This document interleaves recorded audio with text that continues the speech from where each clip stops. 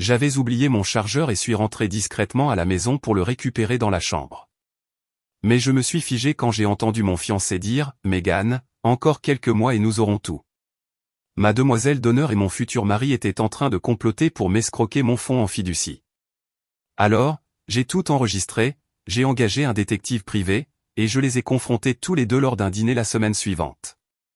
Je m'appelle Amanda. J'ai 29 ans. Et jusqu'à il y a 3 mois, je pensais avoir tout compris. Un super job dans une agence de marketing au centre-ville de Chicago. Un magnifique appartement à Lincoln Park que j'avais décoré avec tant de soin, choisissant chaque meuble et chaque photo sur les murs. Et le plus important, Jake, mon fiancé depuis 2 ans, l'homme que j'étais censé épouser dans 6 mois, la personne en qui j'avais plus confiance que quiconque au monde.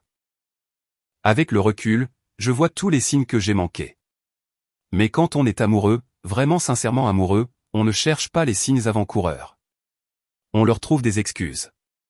On accorde le bénéfice du doute. On choisit la confiance plutôt que la suspicion parce que c'est ce que l'amour est censé faire, n'est-ce pas? C'est ce que je me disais à chaque fois que quelque chose me paraissait légèrement bizarre dans le comportement de Jake. Nous nous étions rencontrés à la fête d'anniversaire d'un ami commun il y a 3 ans, une de ces soirées classiques sur les toits de Chicago en juillet où tout le monde transpirait dans ses vêtements d'été, mais prétendait que la chaleur était charmante. Jake m'avait abordé près du bar improvisé, complimentant mon t-shirt de groupe vintage et me demandant si j'avais vraiment vu les Smiths en concert ou si j'étais juste ironique. J'avais ri et lui avait dit que j'avais conduit jusqu'à Milwaukee pour leur concert de réformation. Et son visage s'était illuminé de ce qui semblait être une admiration sincère. Une femme qui s'engage pour ses goûts musicaux, avait-il dit, je respecte ça. Ce soir-là, nous avons parlé pendant des heures de musique, de voyage, de carrière, de rêves, de dysfonctionnements familiaux. Il semblait si intéressé par tout ce qui me concernait, mon travail dans le marketing, ma relation compliquée avec mes parents fortunés, mon rêve de créer un jour ma propre agence. Il posait des questions réfléchies, se souvenait des détails, me faisait sentir comme la femme la plus fascinante de la soirée. Quand il m'a raccompagné à mon Uber à la fin de la nuit, il m'a demandé mon numéro avec cette nervosité attachante qui a fait battre mon cœur. Notre premier vrai rendez-vous avait été parfait. Dîner dans un restaurant italien chaleureux à Little Italy, suivi d'un concert de jazz au Green Mill. Jake avait insisté pour payer, disant que c'était lui qui m'avait invité, donc c'était son cadeau. Mais j'ai appris plus tard qu'il avait tout mis sur une carte de crédit qu'il pouvait à peine se permettre. À l'époque, j'ai trouvé ça romantique. Maintenant, je sais que c'était le premier investissement dans une escroquerie à long terme. J'aurais dû savoir que quelque chose n'allait pas quand il a commencé à suggérer que je travaille tard plus souvent. Cela avait commencé subtilement, environ 8 mois après le début de notre relation. « Bébé, tu devrais vraiment faire ces heures supplémentaires, » disait-il en me massant les épaules pendant que je dînais sur notre îlot de cuisine. « Montre-leur à quel point tu es dévoué. Ça nous sera bénéfique à tous les deux sur le long terme. » Il m'embrassait le sommet de la tête et ajoutait, « Je veux te voir réussir. Tu es si talentueuse, Amanda. Ne laisse personne travailler plus que toi. » À l'époque, ces encouragements me semblaient être de l'amour. Je pensais qu'il soutenait mes ambitions de carrière. Fier de ma volonté de réussir dans un secteur compétitif. Je pensais qu'il comprenait que mon travail comptait pour moi, qu'il respectait mes objectifs professionnels. Le fait qu'il m'encourage activement à rester tard, à prendre des projets supplémentaires, à voyager pour des conférences professionnelles. J'interprétais tout cela comme le signe d'un partenaire progressiste et encourageant qui voulait que je m'épanouisse. Ce que je n'avais pas réalisé, c'est que chaque fin de soirée que je passais au bureau était une fin de soirée qu'il passait avec quelqu'un d'autre.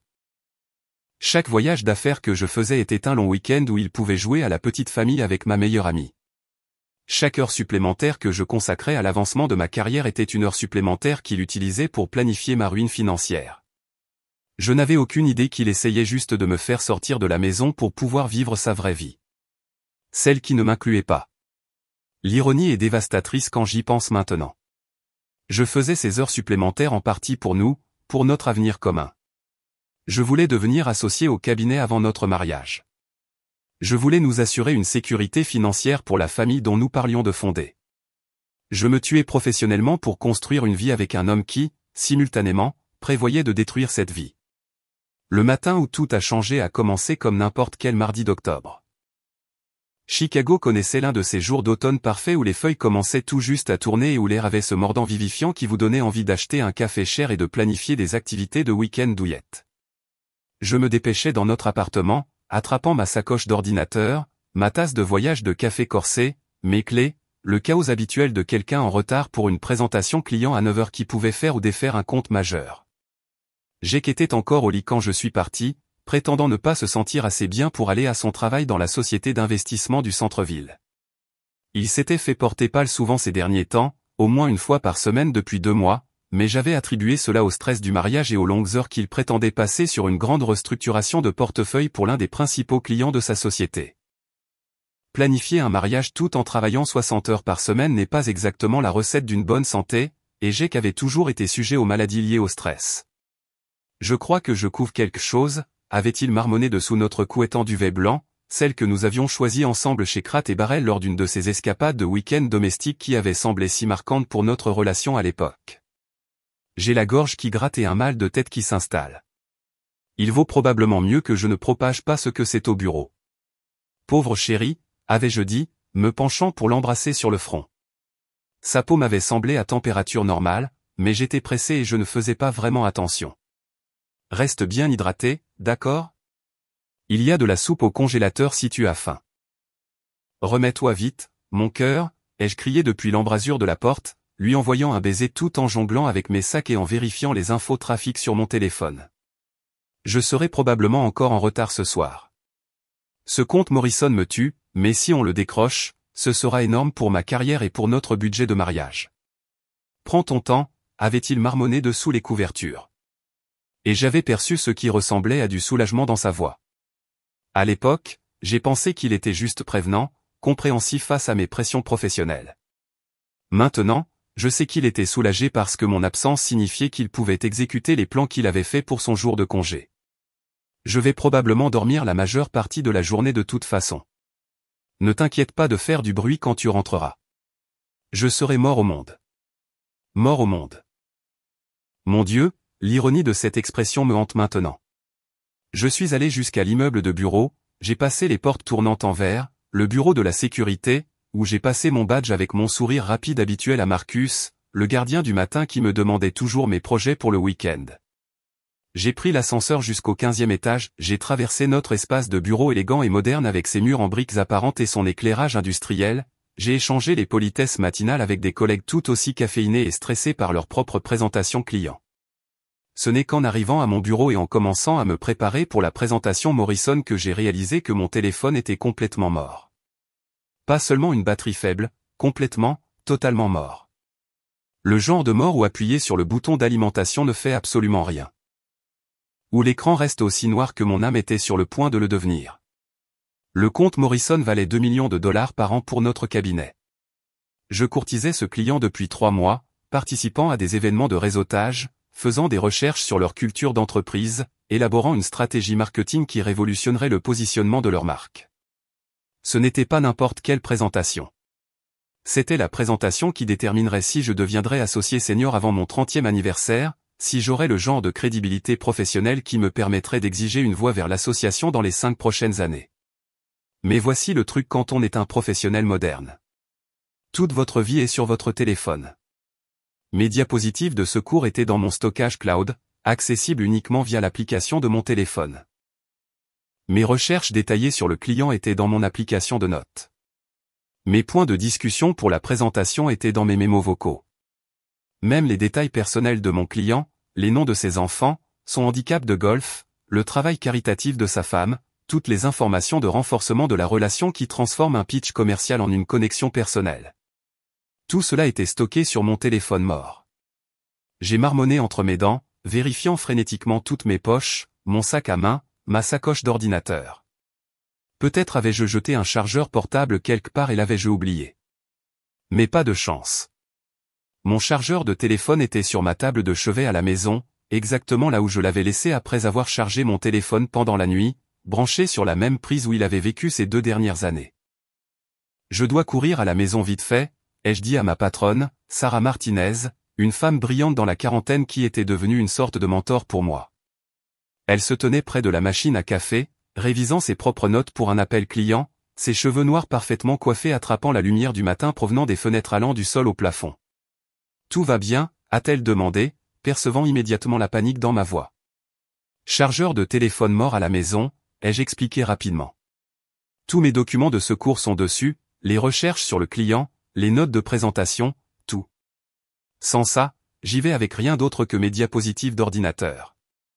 Et Morrison est le genre de client qui valorise la connexion personnelle plus que les graphiques tape à accent grave l'œil. » L'expression de Sarah a changé pour une préoccupation compréhensive. Elle savait à quel point cette présentation était importante, non seulement pour le cabinet, mais pour ma trajectoire de carrière. « Vas-y, vas-y », a-t-elle dit en me faisant signe vers l'ascenseur. « Mais dépêche-toi, Morrison et son équipe seront là à 10 heures. Et tu sais ce qu'ils pensent de la ponctualité. » « Je serai de retour dans 45 minutes, ai-je promis, me dirigeant déjà vers les ascenseurs. Le trafic ne devrait pas être trop mauvais en allant à contre-courant de l'heure de pointe. Le trajet de retour à la maison a été un tourbillon de trafic de Chicago et d'anxiété croissante, mais aussi un étrange sentiment que l'univers s'alignait en ma faveur. Le trafic de l'heure de pointe était plus léger que d'habitude en direction du nord vers Lincoln Park, et j'ai eu des feux verts à presque toutes les intersections. Je continuais à répéter ma présentation dans ma tête, passant en revue les points clés que je devais faire, les touches personnelles qui montreraient à Morrison que je comprenais son entreprise à un niveau plus profond que nos concurrents. Je pensais aussi à Jake, espérant qu'il se sentait mieux, et qu'il avait peut-être même trouvé mon chargeur pour moi. Il avait fait des choses douces et attentionnées comme ça avant, surtout au début de notre relation. Une fois, quand j'avais eu la grippe, il avait conduit dans 3 pharmacies différentes pour trouver la marque spécifique de pastilles pour la gorge que je préférais. Une autre fois, quand j'avais laissé mon ordinateur portable au bureau pendant un week-end, il m'avait surprise en installant son propre ordinateur avec tous mes services de streaming préférés et un fort de couverture douillette dans notre salon. Ces gestes m'avaient semblé être de l'amour à l'époque. Maintenant, je me demande si ce n'était que de la pratique pour de plus grandes tromperies. Je me suis garé à ma place habituelle derrière notre bâtiment d'entrepôt reconverti. Un de ces développements branchés de Lincoln Park où ils avaient maintenu le charme extérieur en briques tout en vidant l'intérieur pour des appartements de style loft moderne. Jake et moi étions tombés amoureux des poutres apparentes et des fenêtres allant du sol au plafond. La façon dont la lumière du matin inondait notre salon et donnait une impression d'espoir et d'espace. Nous parlions d'acheter l'unité si le propriétaire décidait un jour de vendre. Peut-être fonder une famille dans un endroit avec une si bonne lumière naturelle pour que les enfants puissent y jouer. Montant les escaliers 2 par 2 jusqu'à notre appartement du 3e étage, je planifiais déjà mentalement comment maximiser le temps qu'il me restait. Attraper le chargeur, brancher le téléphone, peut-être transférer les fichiers les plus cruciaux sur l'ordinateur portable de Jake comme plan de secours. J'avais mes clés prêtes avant même d'atteindre notre porte. Un réflexe musculaire après 2 ans de vie au même endroit, rentrant à la même serrure, la même porte Bordeaux que nous avions choisie ensemble parmi 3 échantillons de peinture que le propriétaire avait proposé. L'appartement était silencieux quand je suis entré, mais pas le silence du vide. Il y avait une énergie subtile dans l'air, le genre que l'on ressent quand des gens sont à la maison, mais essaient de ne pas être entendus. Le genre de conscience qui vous fait dresser les poils sur les bras, même quand vous ne pouvez pas identifier immédiatement pourquoi.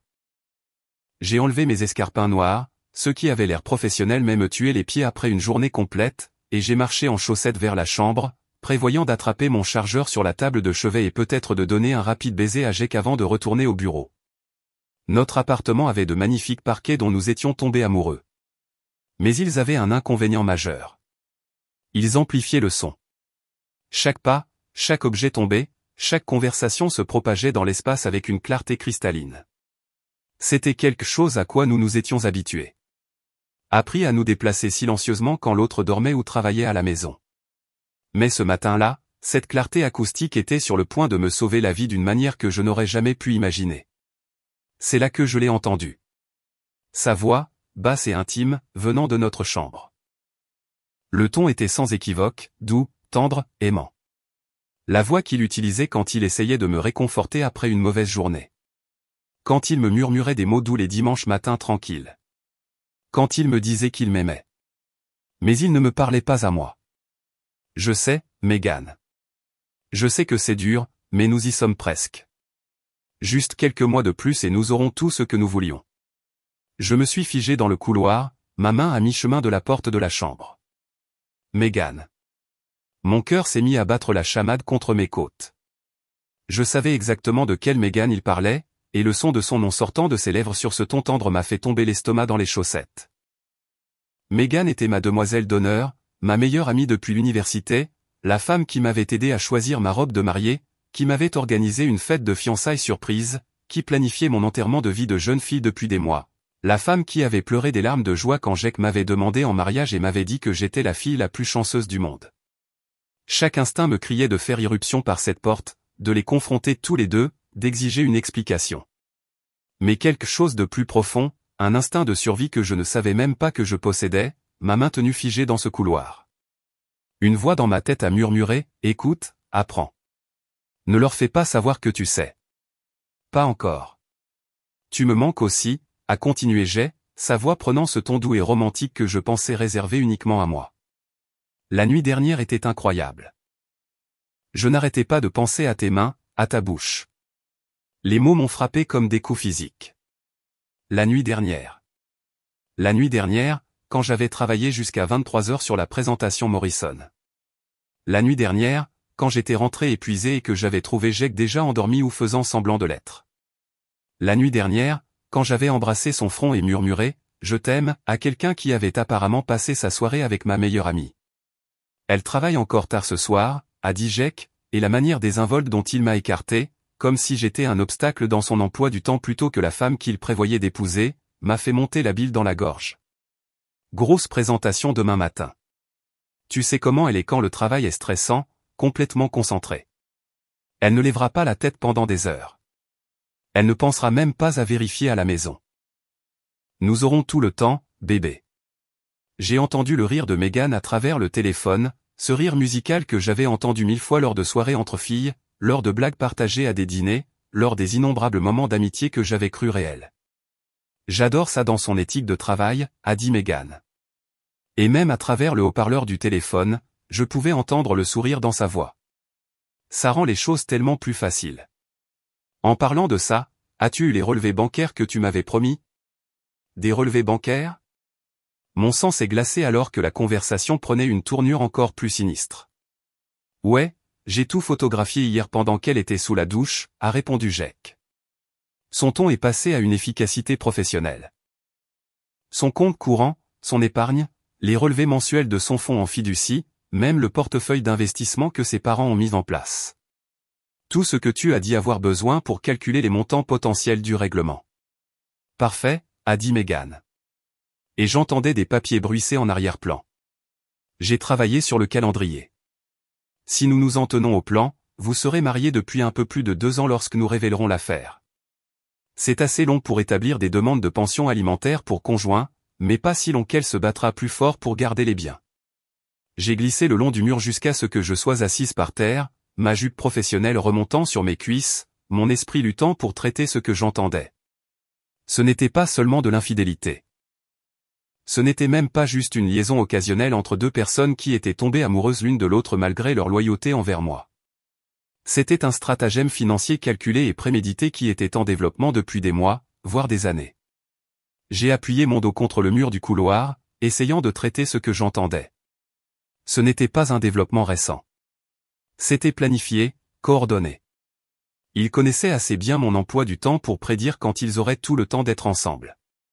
Je sais que tu te sens coupable, a poursuivi la voix de Jake, mais pense à ce dont nous avons parlé.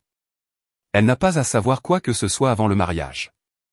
Une fois que nous aurons passé la cérémonie, une fois que tout sera légal, alors nous pourrons voir comment faire la transition. La transition. La façon décontractée dont il l'a dit, comme si ma vie était une fusion d'entreprises qui devait être gérée plutôt qu'un cœur humain sur le point d'être brisé en 1 million de morceaux. Le contrat de mariage sur lequel elle a insisté est en fait parfait, a dit Jake. Et je pouvais entendre le sourire dans sa voix. Elle gagne plus que moi, donc elle voulait protéger ses biens. Mais ce qu'elle ne réalise pas, c'est que l'Illinois est un État sans divorce pour faute. Même avec un contrat de mariage, si nous sommes mariés depuis plus de 2 ans, j'ai droit à une pension alimentaire pour conjoint. Et si elle triche ou abandonne le mariage, le contrat de mariage devient nul. Mon sang s'est glacé. Il prévoyait de prendre mon argent. Tout ça, la romance, la demande en mariage, la planification du mariage, tout n'était qu'une escroquerie. Une longue et élaborée escroquerie conçue pour accéder à mes actifs financiers. Meghan, bébé, c'est toi qui es brillante, a poursuivi Jake. Le plan de t'avoir comme demoiselle d'honneur, d'être proche d'elle, de gagner sa confiance, ça marche parfaitement. Elle te dit tout, son salaire, ses économies, le fonds en fiducie de sa famille, son portefeuille d'investissement. Elle n'a aucune idée qu'elle nous donne un plan financier complet. J'ai glissé le long du mur jusqu'à ce que je sois assise par terre, ma jupe professionnelle remontant sur mes cuisses. La trahison était si complète, si méthodiquement planifiée que j'avais l'impression de me dissocier de mon propre corps. Ce n'était pas seulement de l'infidélité. Ce n'était même pas juste un plan pour me soutirer de l'argent. C'était une conspiration, une fraude, un vol planifié à l'avance. Quand elle découvrira notre relation après le mariage, elle sera dévastée, a dit Jake, son ton neutre. Elle ne se battra probablement même pas pour le divorce. Elle voudra juste que ce soit fini. Les femmes comme Amanda, elles sont si fières, si soucieuses de leur image. Elle paiera tout ce qu'il faut pour qu'un divorce désordonné se règle discrètement. Les femmes comme Amanda. Il parlait de moi comme si j'étais un type, une catégorie de victime plutôt qu'une personne qu'il avait prétendu aimer pendant 3 ans. Et le meilleur, a continué Jake, c'est que tout le monde croira que tu étais juste une bonne amie essayant d'être là pour elle pendant le divorce. Personne ne soupçonnera que nous étions ensemble avant. Tu pourras la réconforter, l'aider à traverser ça, et nous pourrons commencer notre vraie vie ensemble avec tout l'argent dont nous aurons besoin. J'ai entendu la voix de Meghan pour la première fois alors, et c'était comme entendre une étrangère. Je me sens mal à propos de la tromperie, cependant. Elle t'aime vraiment. Parfois, je me demande si nous ne devrions pas simplement lui dire la vérité maintenant, avant le mariage. Absolument pas, a répondu fermement Jake. Bébé, nous avons investi 2 ans là-dedans. Le mariage est dans 6 mois. Nous sommes si près du but. Si nous lui disons maintenant, nous n'aurons rien.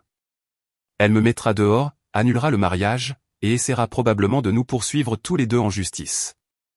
Nous devons aller jusqu'au bout. Je sais que tu as raison, a dit Meghan. Et je pouvais entendre la réticence dans sa voix. C'est juste que parfois, quand elle parle de son excitation à l'idée de t'épouser, de comment elle se sent comme la femme la plus chanceuse du monde, ça me rend malade. Cette culpabilité disparaîtra quand nous vivrons dans notre maison de rêve en Californie, a dit Jake. Quand nous voyagerons dans le monde avec son argent, quand nous serons enfin libres d'être ensemble publiquement. C'est un inconfort temporaire pour un bonheur permanent.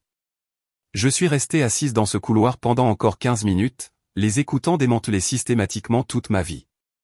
Ils ont discuté de la manière de maximiser la pension alimentaire pour conjoint à laquelle Jake aurait droit en documentant mes tendances de bourreau de travail et mon indisponibilité émotionnelle. Ils ont parlé de la manière d'établir une trace écrite montrant que je donnais la priorité à ma carrière plutôt qu'à notre mariage, donnant à Jake des motifs pour réclamer l'abandon. Ils ont même ri du fait que j'avais insisté pour payer la majeure partie du mariage moi-même, plaisantant sur le fait que je finançais littéralement la cérémonie qui leur donnerait un accès légal à mes biens. Elle a été si généreuse avec les frais du mariage, a dit Meghan. Et je pouvais l'entendre feuilleter ce qui ressemblait à un carnet. Le lieu, le traiteur, les fleurs, même la location de ton smoking. Elle a presque tout couvert parce qu'elle gagne plus d'argent et voulait que tu te sentes à l'aise. C'est en fait assez touchant à quel point elle veut prendre soin de toi. C'est touchant, a convenu Jake. Mais il n'y avait aucune chaleur dans sa voix. Et stratégique. Plus elle investit dans ce mariage émotionnellement et financièrement, moins elle est susceptible de l'annuler si elle commence à avoir des doutes. Elle a déjà envoyé des save the date à 150 personnes. Mis des acomptes avec 5 fournisseurs différents. Commandé une robe sur mesure qui a nécessité 3 essayages. Même si elle soupçonnait que quelque chose n'allait pas, le sophisme des coûts irrécupérables la ferait probablement avancer. Le sophisme des coûts irrécupérables. Il utilisait des principes économiques de base pour manipuler ma psychologie. Comptant sur l'idée que je serais trop embarrassé et financièrement investi pour me retirer d'un mariage même si j'avais des réserves. La manière clinique dont il a analysé mes schémas de pensée, comme si j'étais un sujet d'expérience plutôt qu'une femme qu'il prétendait aimer, m'a rendu malade.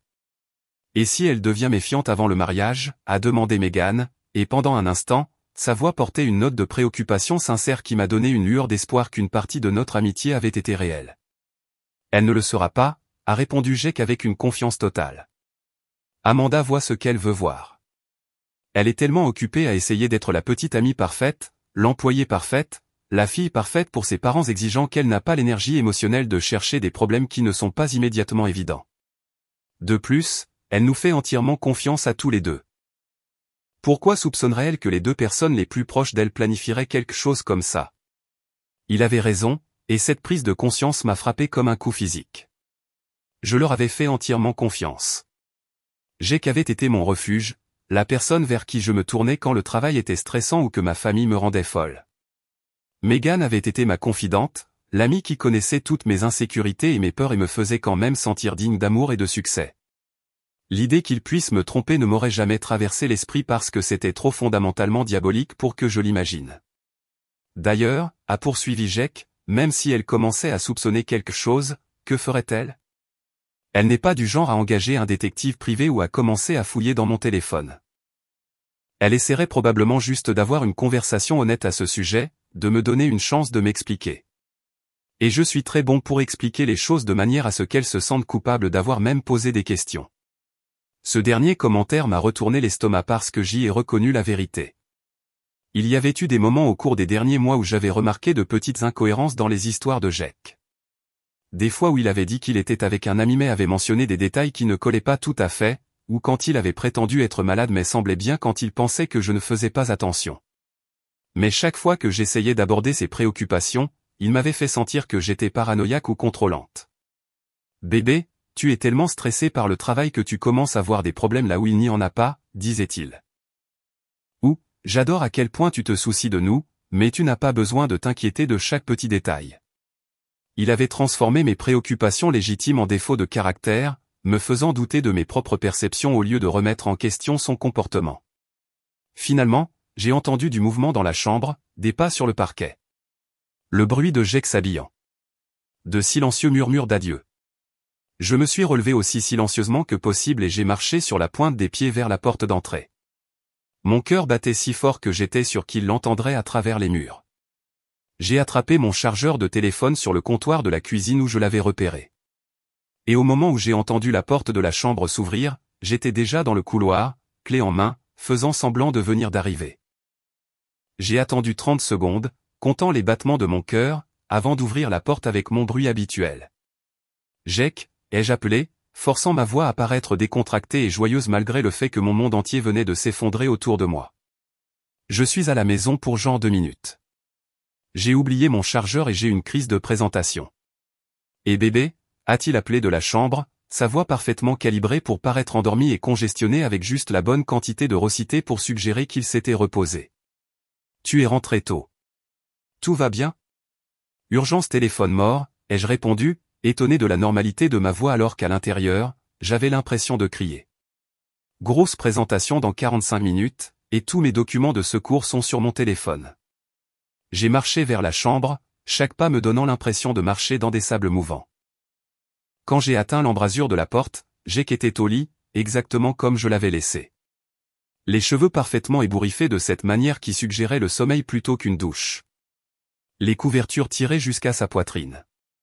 Si je n'avais pas entendu toute cette conversation, j'aurais été complètement convaincu par sa performance. Ses talents d'acteur étaient vraiment dignes d'un Oscar. J'ai attrapé mon chargeur et me suis dirigé vers l'embrasure de la chambre. Chaque muscle de mon corps était tendu par l'effort de paraître normal. Jake était adossé à notre tête de lit blanche, me regardant avec ce qui semblait être une véritable préoccupation. Ses cheveux bruns étaient ébouriffés de cette manière qui le faisait paraître plus jeune et plus vulnérable, la manière qui m'avait fait tomber amoureuse de lui au début. Ses yeux verts, les mêmes yeux qui m'avaient regardé avec tant d'amour lors de sa demande en mariage il y a 18 mois, étaient légèrement rougis, donnant de la crédibilité à son jeu de malade. Tu as l'air mal en point, mon cœur, ai-je menti, le terme affectueux me semblant être du poison sur la langue. Tu as de la fièvre? Je me suis forcé à m'approcher et à presser mes lèvres sur son front. Le même geste que j'avais fait des milliers de fois pendant notre relation. Sa peau me semblait à température normale, mais il avait probablement pris une douche après sa conversation téléphonique avec Megan. L'idée qu'il ait lavé son odeur de son corps avant que je rentre m'a retourné l'estomac. Mais j'ai gardé mon expression neutre et inquiète. Peut-être un peu, a-t-il dit, ajoutant une petite toux pour l'effet. Je pense que c'est juste ce virus qui circule au bureau. Tom l'a eu la semaine dernière, et tu sais comment sont ces bureaux en open space pour propager les microbes. Tom, un autre personnage fictif dans la performance élaborée de Jack. En 3 ans ensemble, je n'avais jamais rencontré personne de son bureau nommé Tom. Mais j'avais entendu des histoires sur ce mystérieux collègue qui semblait exister uniquement pour fournir à Jack des alibis et des explications pour diverses situations. Pauvre chou, ai-je dit, passant mes doigts dans ses cheveux comme je le faisais toujours quand il ne se sentait pas bien. Le geste me donnait l'impression de jouer un rôle dans une pièce pour laquelle je n'avais pas auditionné. Mais je devais maintenir l'illusion jusqu'à ce que je puisse déterminer mon prochain mouvement. Je pense que tu devrais rester au lit aujourd'hui. Repose-toi, bois beaucoup de liquide, commande peut-être de la soupe pour le déjeuner. Bonne idée, a dit Jack, se réinstallant dans les oreillers avec un soupir de contentement. Je serai probablement aussi endormi tôt ce soir. Ce truc m'épuise vraiment. Bien sûr, il serait endormi tôt, ou ferait semblant de l'être. Il avait besoin d'établir son alibi pour une autre soirée avec Megan. Une autre nuit à planifier ma destruction pendant que je travaillais tard en essayant de construire un avenir pour nous. J'essaierai de ne pas te réveiller quand je rentrerai, ai-je dit, me penchant pour lui donner ce que j'espérais être un baiser d'adieu affectueux. Le contact me donnait la chair de poule, mais je me suis forcé à m'attarder le temps approprié, à lui caresser la joue avec la même tendresse que je lui avais montrée tous les jours pendant 3 ans. Je t'aime. Je t'aime aussi, bébé, a-t-il répondu, ses yeux se fermant déjà dans une fausse somnolence. Bonne chance pour ta présentation. Tu vas tout déchirer. L'ironie de ces mots ne m'a pas échappé. Quelqu'un allait certainement se faire déchirer aujourd'hui, métaphoriquement parlant, mais ce ne serait pas moi. Les mots semblaient être du poison dans l'air entre nous, mais j'ai souri et lui ai fait un signe de la main comme si tout était normal. Le trajet de retour au bureau était surréaliste d'une manière qui défiait toute description. J'avais l'impression de regarder ma vie de l'extérieur de mon corps, observant quelqu'un qui me ressemblait conduire dans les rues familières de Chicago tout en traitant la trahison la plus dévastatrice imaginable. La ville était exactement la même. Les mêmes bâtiments, les mêmes schémas de circulation, la même lumière d'octobre filtrant à travers le paysage urbain. Mais tout semblait fondamentalement différent parce que j'étais fondamentalement différente.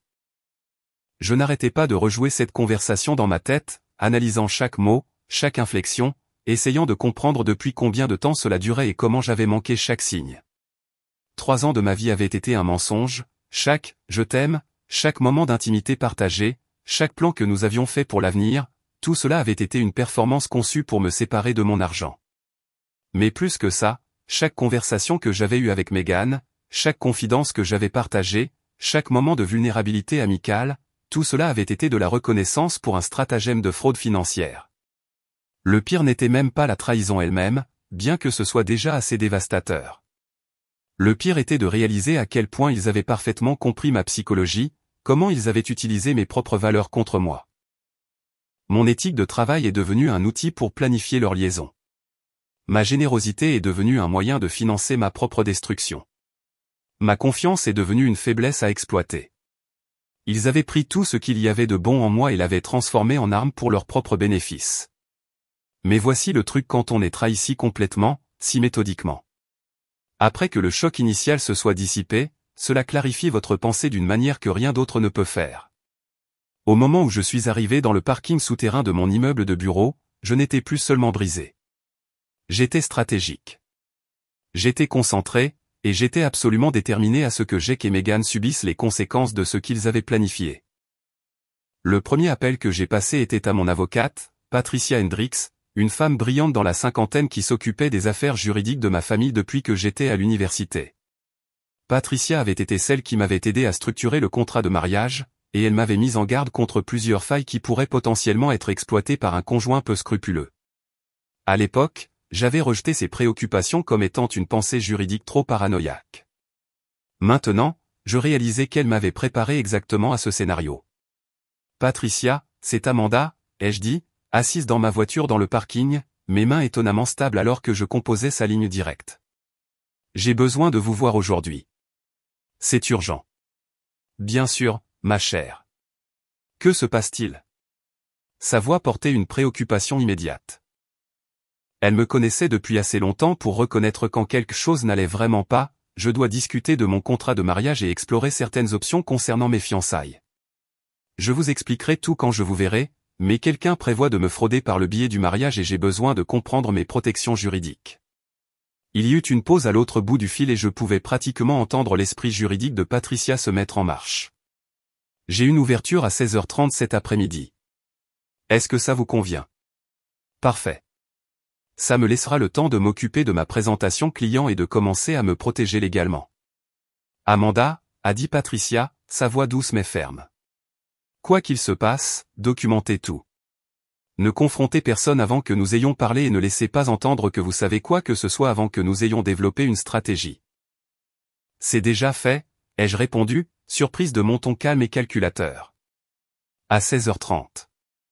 La présentation Morrison a été, ironiquement, la meilleure performance professionnelle de ma carrière. Avoir une vraie crise à gérer, ma vie entière s'effondrant de manière spectaculaire, a rendu les préoccupations des clients sur le positionnement du marché et la stratégie de marque rafraîchissante de simplicité et de résolution. Je suis entré dans cette salle de conférence avec un niveau de clarté et de confiance que je n'avais jamais connu auparavant, car soudain, tout le reste semblait gérable comparé à la découverte que les deux personnes en qui j'avais le plus confiance au monde prévoyaient de me détruire. Bonjour, Monsieur Morrison, ai-je dit, serrant la main du dirigeant aux cheveux d'argent qui pouvait à lui seul transformer ma trajectoire de carrière. Merci d'avoir pris le temps d'écouter notre proposition. Je pense que vous allez être impressionné par ce que nous avons développé. Pendant l'heure qui a suivi, j'ai livré une présentation sans faille. Chaque diapositive était parfaitement synchronisée. Chaque point de discussion était délivré avec conviction, chaque question était répondue avec le genre de perspicacité stratégique qui vient d'une compréhension fondamentale des affaires. Quand Morrison a posé des questions sur notre approche de la gestion de crise, une question qui aurait pu me déstabiliser n'importe quel autre jour, je me suis retrouvé à parler avec l'autorité de quelqu'un qui gérait actuellement la plus grande crise de sa vie.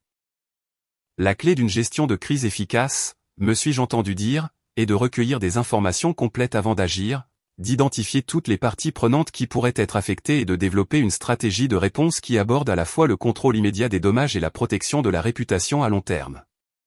Morrison a hoché la tête avec approbation, et j'ai réalisé que je décrivais essentiellement mon propre plan pour faire face à Jake et Meghan. Recueillir des informations, identifier les parties prenantes, développer une stratégie de réponse complète. Les principes étaient exactement les mêmes, que l'on gère une crise de relations publiques d'entreprise ou que l'on découvre que son fiancé prévoit de commettre une fraude au mariage. Au moment où j'ai terminé la présentation, Morrison était prêt à signer. C'est exactement le genre de pensée stratégique dont nous avons besoin, a-t-il dit, tendant la main pour une autre poignée de main ferme. Je demanderai à mon équipe juridique d'examiner les détails du contrat, mais je suis convaincu que nous pouvons aller de l'avant. Vous m'avez impressionné, Amanda. Votre cabinet a de la chance d'avoir quelqu'un avec votre niveau d'expertise et de sang-froid. Sang-froid. S'il savait seulement que je livrais la performance de ma vie alors que tout mon monde personnel s'effondrait derrière ma façade professionnelle. Merci, Monsieur Morrison, ai-je répondu. Je suis impatiente de travailler avec votre équipe. Je pense que ce partenariat sera très réussi pour nos deux organisations. Après le départ de Morrison et de son équipe, j'ai accepté les félicitations de mes collègues avec la dose appropriée d'enthousiasme et de gratitude. Sarah, ma patronne, m'a prise à part pour me dire à quel point elle était fière de ma présentation et laisser entendre que ce genre de succès serait certainement pris en compte dans les évaluations de fin d'année et les discussions de promotion. Tu as été phénoménal là-dedans, a-t-elle dit. Son enthousiasme sincère me faisait sentir à la fois fier et dévasté. C'est exactement le genre de relation client que nous voulons construire. Morrison a été clairement impressionné par ta préparation et ta pensée stratégique. Merci, ai-je dit, réussissant un sourire qui avait probablement l'air plus sincère qu'il ne l'était. Ça fait du bien de décrocher quelque chose d'aussi important. Prends le reste de l'après-midi, a suggéré Sarah. Tu l'as bien mérité. Va fêter ça ou simplement décompresser. Les grandes victoires comme celle-ci doivent être savourées. Parfait. Cela me donnerait le temps pour ma réunion avec Patricia et le début de ce que j'appelais déjà l'opération justice. À 16h30 précise, j'étais assise dans l'élégant cabinet d'avocat de Patricia dans le LOP, entouré de bibliothèques murales et du genre de mobilier en acajou massif qui suggère à la fois le succès et la fiabilité. Patricia a écouté sans m'interrompre pendant que je lui exposais tout ce que j'avais entendu, prenant des notes de son écriture précise et posant occasionnellement des questions de clarification qui m'aidaient à organiser l'information plus clairement. « C'est assez sérieux, Amanda ?» a-t-elle dit quand j'ai fini de raconter la conversation. Ce qu'il prévoit pourrait constituer une conspiration en vue de commettre une fraude, un vol d'identité s'ils ont accédé à vos comptes financiers sans permission, et certainement des motifs pour des dommages et intérêts importants pour détresse émotionnelle. Mais nous devons être très prudents sur la manière de procéder. Que voulez-vous dire ? Ai-je demandé, bien que je soupçonne de savoir où cela menait. Si nous leur faisons savoir que vous êtes au courant de leur plan, ils pourraient accélérer leur calendrier ou changer complètement d'approche. Il vaut mieux que nous puissions documenter leur intention de manière claire et complète avant d'engager toute action en justice. Nous voulons construire un dossier si solide qu'ils ne pourront pas s'en sortir avec des explications ou des excuses. Patricia a exposé un plan en 3 phases qui était à la fois brillant et impitoyable. Phase 1. Engager un détective privé pour documenter la relation de Jake et Meghan avec des preuves photographiques, établissant un calendrier clair de leur liaison. Phase 2. Mettre en place des protections financières immédiates, déplaçant les actifs dans des comptes et des structures auxquelles Jake ne pourrait pas accéder même en tant que mon époux. Phase 3. Créer un scénario contrôlé où ils révéleraient plus de détails de leur plan d'une manière qui pourrait être légalement documentée. L'objectif, a expliqué Patricia, n'est pas seulement de vous protéger de leur stratagème, mais de s'assurer qu'ils subissent des conséquences significatives pour ce qu'ils ont planifié. Nous voulons nous assurer qu'ils ne pourront plus jamais faire ça à personne. Ce dernier point a résonné profondément en moi. Il ne s'agissait plus seulement de me protéger. Il s'agissait de justice. Jake et Meghan avaient passé des mois à calculer comment exploiter ma confiance et mon amour pour un gain financier. Ils avaient planifié mon humiliation et ma destruction émotionnelle aussi nonchalamment qu'ils auraient pu planifier des vacances. Ils méritaient de comprendre que les actions ont des conséquences, surtout des actions aussi calculatrices et cruelles. Au cours des 3 semaines suivantes, je suis devenu quelqu'un que je n'avais jamais été auparavant. Calculatrice, stratégique, pensant toujours 3 coups à l'avance. J'ai continué à jouer le rôle de la fiancée inconsciente tout en construisant un dossier qui détruirait systématiquement la vie de Jake et de Meghan. C'était épuisant de maintenir la performance, de rentrer chaque soir pour embrasser l'homme qui prévoyait de me voler, d'envoyer des textos à ma meilleure amie sur les détails du mariage pendant qu'elle recueillait des informations pour ma destruction financière. Mais c'était aussi étrangement valorisant. Pour la première fois de notre relation, j'avais plus d'informations que Jake. Pour la première fois de notre amitié, c'était moi qui avais un agenda secret. Le détective privé recommandé par Patricia était David Russo, un ancien agent du FBI spécialisé dans les crimes financiers et les cas de fraude domestique. David valait chaque centime de son taux horaire substantiel. En une semaine, il avait des preuves photographiques de Jake et Meghan ensemble remontant à 22 mois, presque 2 années complètes avant que je ne découvre leur liaison. Le calendrier était dévastateur dans ses implications. Il planifiait cette fraude depuis seulement 6 mois après le début de ma relation avec Jake. Les photos que David m'a montrées étaient comme regarder une version alternative de ma vie. Jake et Meghan dans des restaurants romantiques où je n'étais jamais allé, se tenant la main à travers des tables éclairées à la bougie pendant que je travaillais tard au bureau. Jake et Meghan s'enregistrant dans des hôtels de charme les week-ends où il me disait qu'il rendait visite à sa mère malade à Milwaukee. Jake et Meghan dans ce qui ressemblait à une escapade romantique à Door County, assis sur une plage avec leurs bras l'un autour de l'autre. Tous deux semblant détendus et heureux d'une manière qui me serrait la poitrine de reconnaissance. Cette photo a été prise il y a 13 mois, a expliqué David, montrant une image particulièrement dévastatrice de Jake embrassant Meghan devant un bed and breakfast chaleureux. Selon les métadonnées, elle a été prise le même week-end où vous m'avez dit que vous étiez à la maison avec une intoxication alimentaire. Je me souvenais clairement de ce week-end. J'avais été violemment malade avec ce que je pensais être une intoxication alimentaire d'un dîner client. Et Jake avait été si attentionné, m'apportant de la soupe et du ginger ale, me caressant les cheveux pendant que je dormais, me disant combien il était désolé de ne pas pouvoir rester à la maison pour s'occuper de moi parce que sa mère avait besoin de lui à Milwaukee. Je m'étais senti coupable d'être malade alors que sa famille avait besoin de lui. Reconnaissante qu'il fasse le sacrifice d'aider sa mère malgré son désir de s'occuper de moi.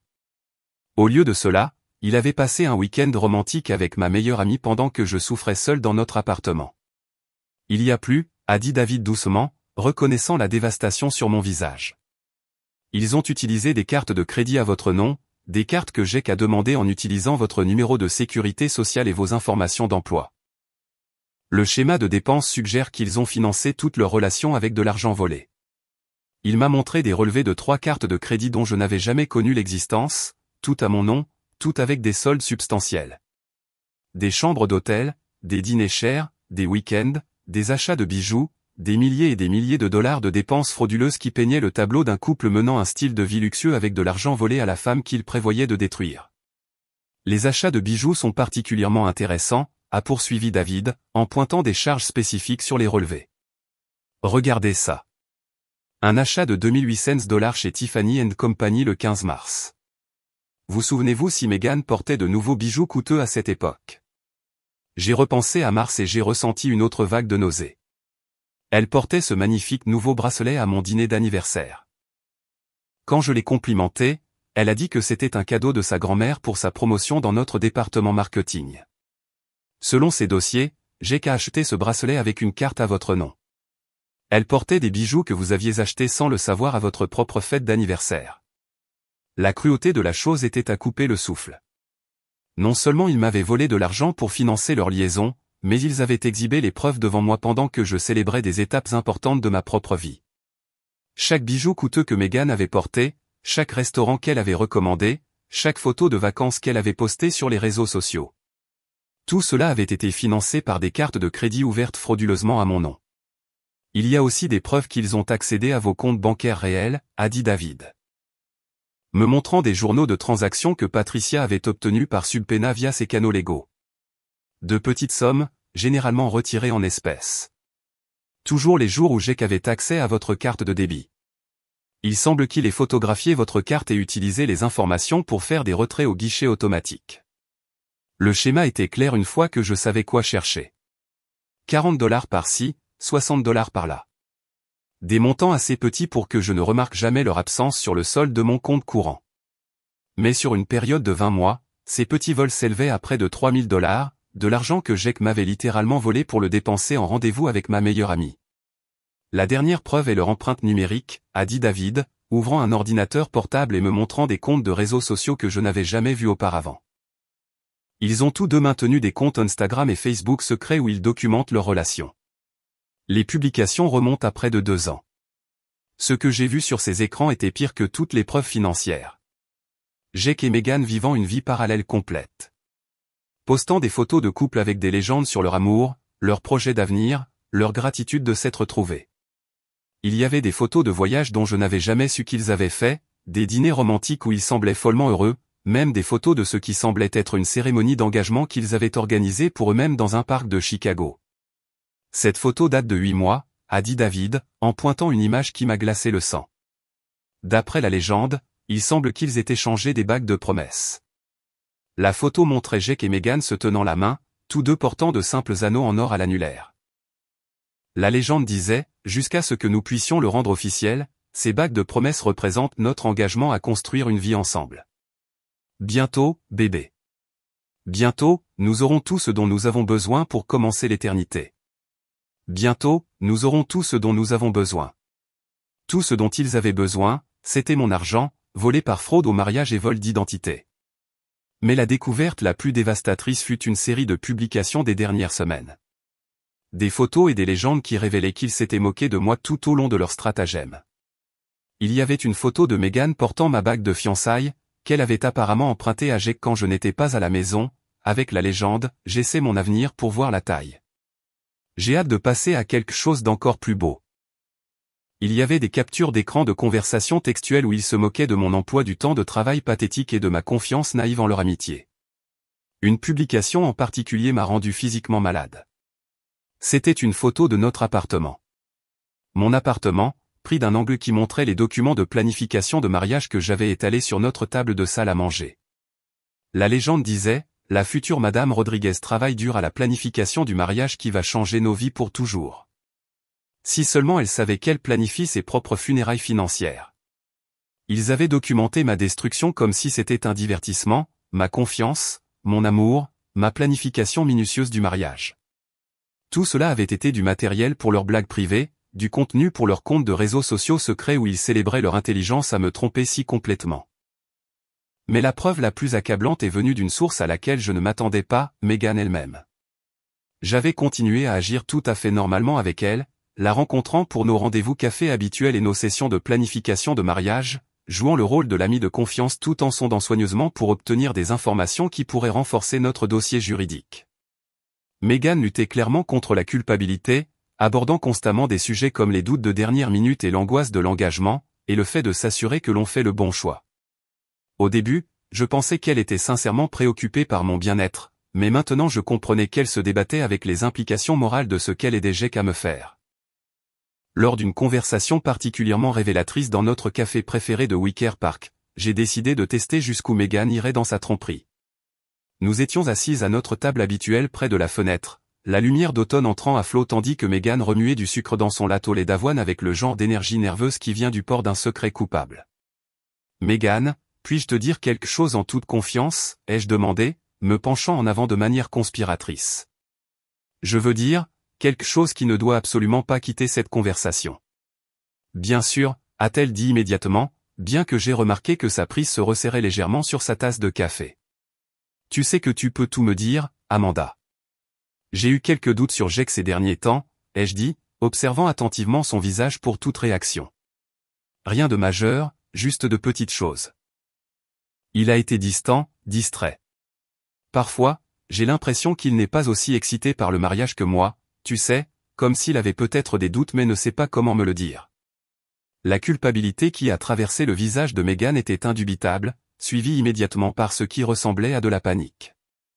Elle savait exactement pourquoi Jake semblait distant, parce qu'il était émotionnellement investi avec quelqu'un d'autre entièrement, mais elle ne pouvait pas le dire sans révéler sa propre implication. « Amanda, » a-t-elle dit prudemment, « peut-être que tu devrais faire confiance à ton instinct.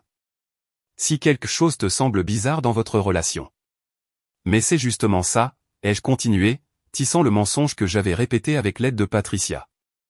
Je ne veux pas faire une erreur basée sur le stress du mariage ou la pression du travail. Je veux dire, je renonce à tellement de choses pour ce mariage. Financièrement, émotionnellement, professionnellement, je prends d'énormes risques. Que veux-tu dire par prendre des risques ? A demandé Megan, et je pouvais voir l'intérêt calculateur dans ses yeux, malgré sa tentative de paraître nonchalamment concernée. Eh bien, financièrement parlant, je suis beaucoup plus vulnérable que je ne l'ai laissé paraître, ai-je dit, prenant une gorgée de mon cappuccino pour donner au mensonge le temps de faire effet. Jake m'a demandé de modifier plusieurs clauses de notre contrat de mariage. Il a dit que ça montrerait que je lui faisais entièrement confiance, que je n'essayais pas de garder un pied dehors. C'était un geste romantique, tu sais. Il a dit que le véritable amour signifie être prêt à être vulnérable. Les yeux de Megan se sont illuminés d'un intérêt qu'elle ne pouvait pas tout à fait cacher.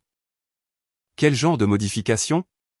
Principalement autour des clauses de pension alimentaire pour conjoints et de protection des actifs, ai-je dit, livrant les informations fictives que Patricia et moi avions conçues spécifiquement pour tester la connaissance de Megan de leur plan.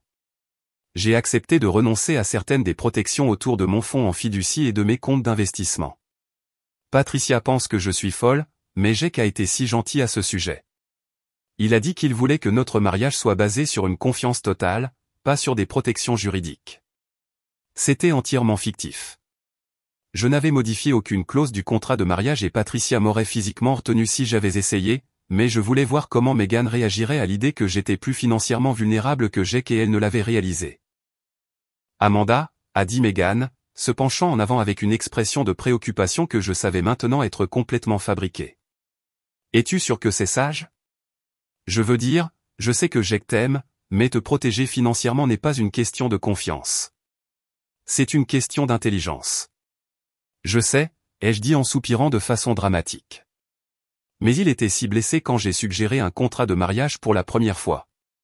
Il a dit que ça lui donnait l'impression que je planifiais l'échec de notre mariage avant même qu'il ne commence.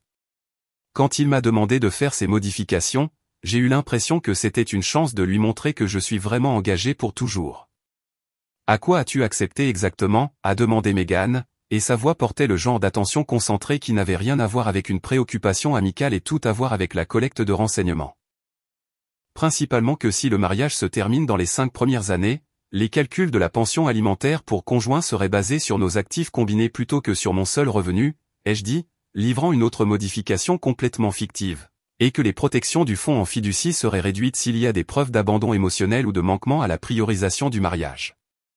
C'était exactement le genre de modification qui profiterait à quelqu'un qui planifie de commettre une fraude au mariage. Elle donnerait à Jake accès à plus d'argent et fournirait des motifs légaux pour affirmer que mon horaire de travail constituait un abandon.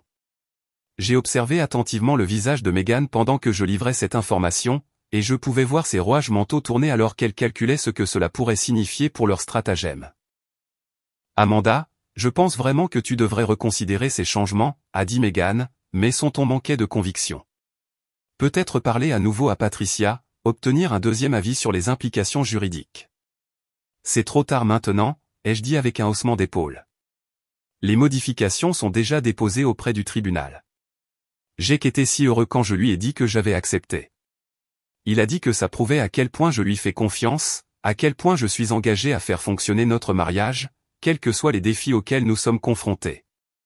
Cette conversation, que j'avais enregistrée sur mon téléphone avec les conseils de Patricia, deviendrait une pièce à conviction cruciale. Elle montrait clairement la connaissance et l'intérêt de Meghan pour ma vulnérabilité financière, sa familiarité avec les concepts juridiques spécifiques qui profiteraient à leur stratagème de fraude, et sa concentration immédiate sur la collecte de détails qui n'avaient rien à voir avec l'amitié et tout à voir avec la planification criminelle. Mais la preuve la plus accablante est arrivée 3 jours plus tard, lorsque l'équipement de surveillance de David a capturé Meghan et Jake en train de discuter de mes modifications fictives du contrat de mariage lors d'une de leurs réunions secrètes dans son appartement. Elle a vraiment accepté de modifier les protections du fonds en fiducie? La voix de Jake était parfaitement claire sur l'enregistrement que David avait fait. C'est encore mieux que ce que nous espérions. Si elle a vraiment renoncé à ses garanties, nous pourrions envisager le triple du montant de règlement que nous avions initialement calculé. Elle semblait presque fière de ça, a répondu Meghan. Et je pouvais entendre l'excitation dans sa voix, comme si elle pensait être romantique en se rendant plus vulnérable. Elle n'a aucune idée. Elle vient de nous donner les clés de tout son avenir financier. Ça change tout, a dit Jake. Et je pouvais entendre des papiers bruisser alors qu'ils révisaient vraisemblablement leurs projections financières.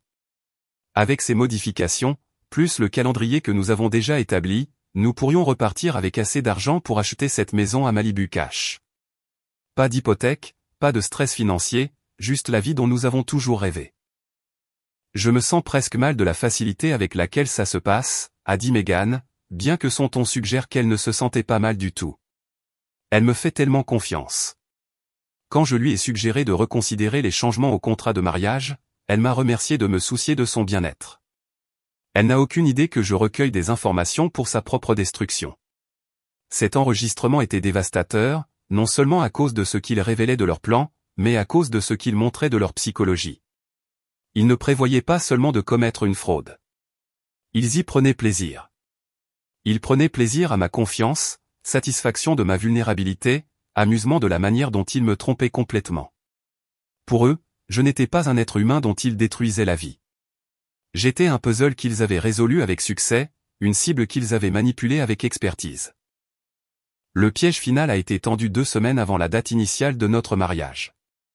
Après des semaines de planification minutieuse avec Patricia et David, nous avions organisé ce que j'appelais en privé le « Gambit de Thanksgiving », une confrontation contrôlée qui forcerait Jake et Meghan à révéler toute l'étendue de leur plan tout en étant enregistrés par un équipement de surveillance légale.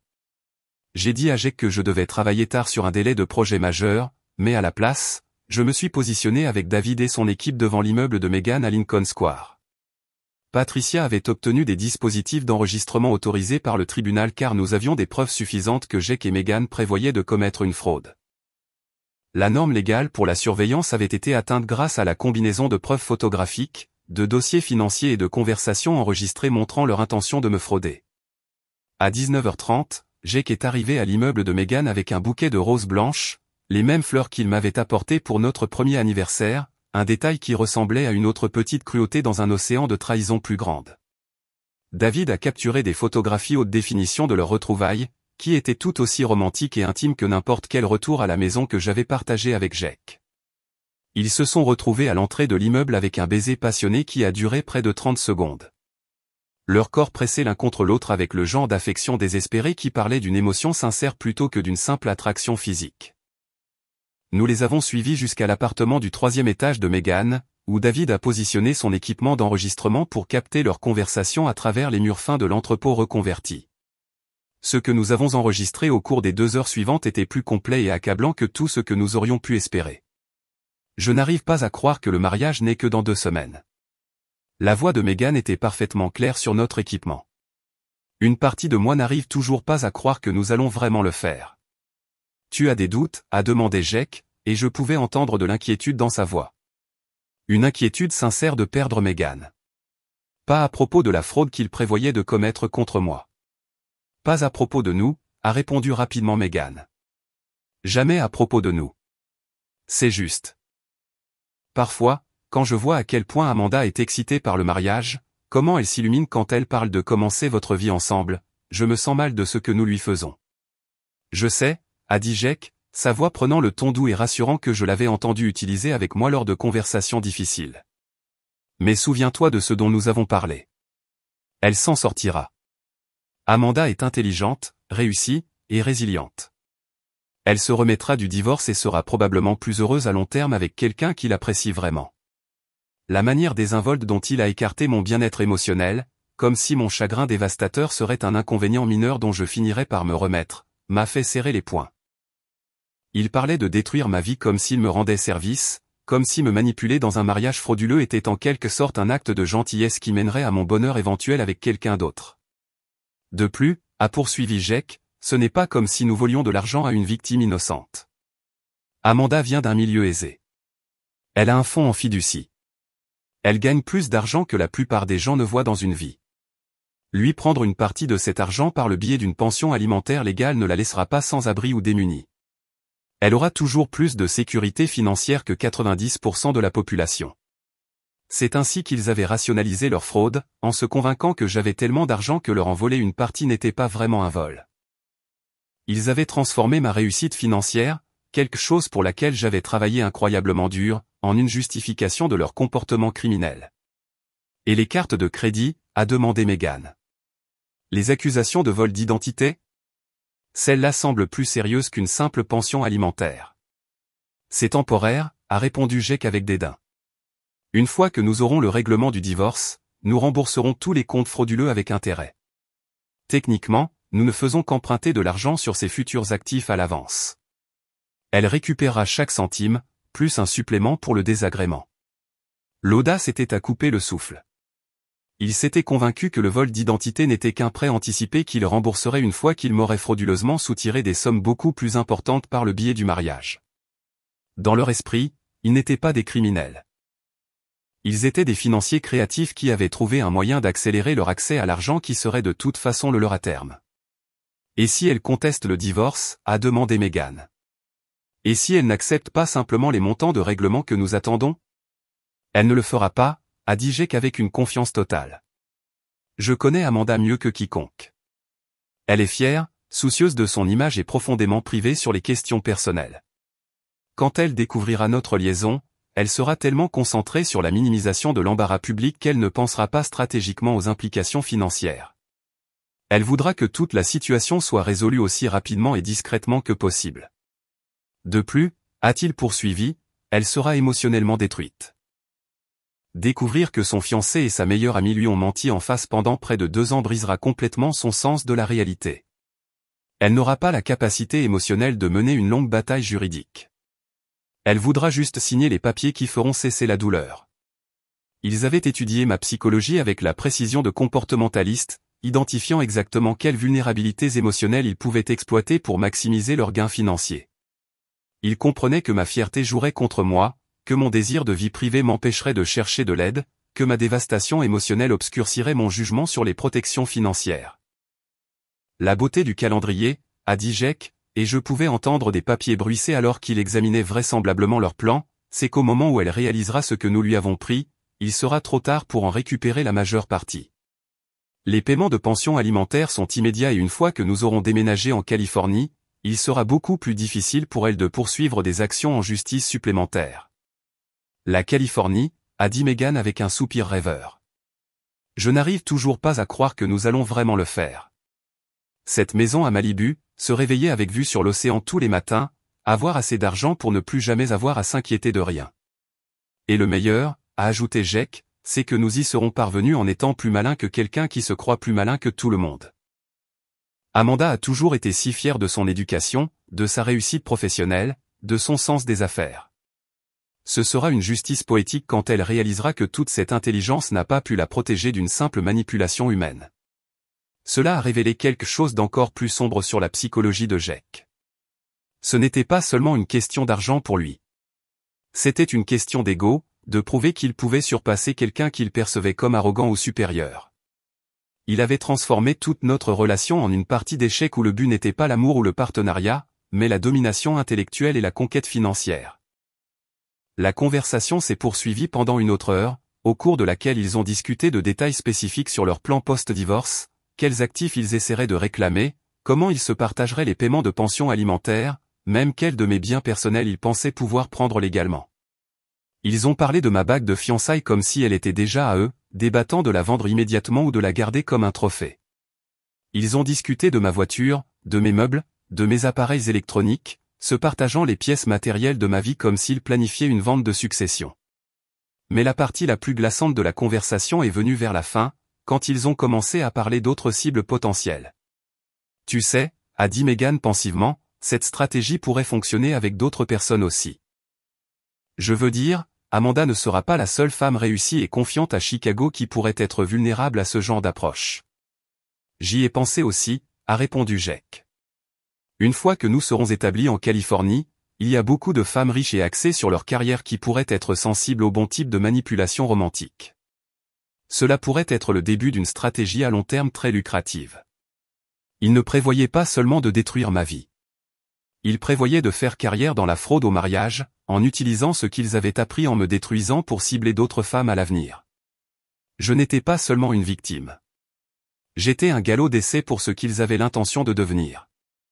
Des escrocs professionnels spécialisés dans l'exploitation du désir d'amour et de partenariat des femmes qui réussissent. Cette prise de conscience a cristallisé ma résolution d'une manière que rien d'autre n'avait fait. Il ne s'agissait plus seulement d'obtenir justice pour moi-même. Il s'agissait de protéger toutes les autres femmes qui pourraient devenir leur cible s'ils s'en sortaient avec ce qu'ils m'avaient fait. Au moment où ils ont terminé leur séance de planification, nous avions enregistré des aveux de fraude à la carte de crédit, de conspiration en vue de commettre une fraude au mariage, et des plans détaillés de manipulation de divorce.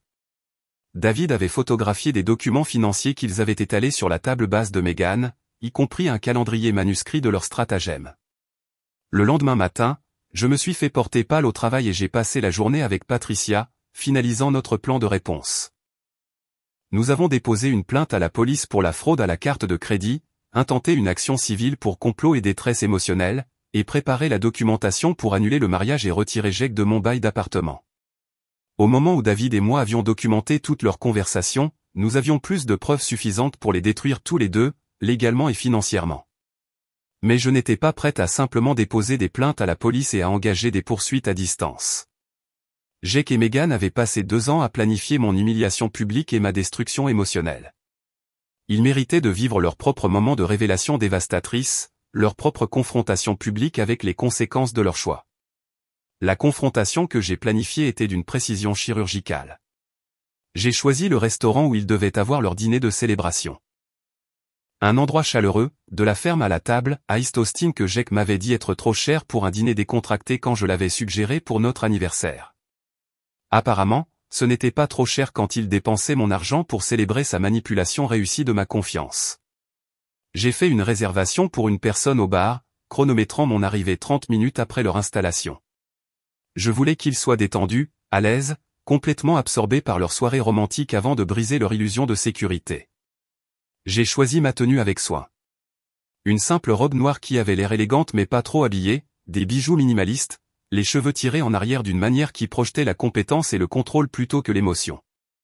Je devais avoir l'air de quelqu'un qui maîtrisait complètement la situation, pas d'une femme au cœur brisé cherchant une confrontation dramatique. Le restaurant était exactement aussi intime et romantique que je m'y attendais. Des murs en briques apparentes, un éclairage chaleureux provenant de luminaires à ampoule Edison, le genre d'atmosphère qui incite les couples à se pencher sur de petites tables et à parler à voix basse et amoureuse. Quand je suis arrivé, Jake et Megan étaient déjà assis à une table d'angle, complètement absorbés l'un par l'autre. Jake portait le blazer marine que je lui avais acheté pour son anniversaire, associé à la montre que Megan lui avait offerte, une montre que j'avais supposée être une prime de travail quand il avait commencé à la porter. Je les ai observés depuis ma position au bar pendant 15 minutes avant de passer à l'action. Ils étaient complètement détendus, riant ensemble, partageant des apéritifs, trinquant avec du champagne que je savais maintenant être facturé sur l'une des cartes de crédit frauduleuses qu'ils avaient ouvertes à mon nom. Jake a tendu la main sur la table pour toucher la main de Megan avec le même geste doux qu'il avait utilisé avec moi d'innombrables fois, et elle a répondu avec le même sourire radieux que j'avais autrefois cru réservé à notre amitié. L'intimité décontractée entre eux était dévastatrice à voir, mais elle a aussi solidifié ma résolution. Ce n'était pas un moment de faiblesse ou une erreur dictée par la passion. C'était une relation pratiquée, confortable, construite sur la tromperie partagée et l'exploitation mutuelle de ma confiance.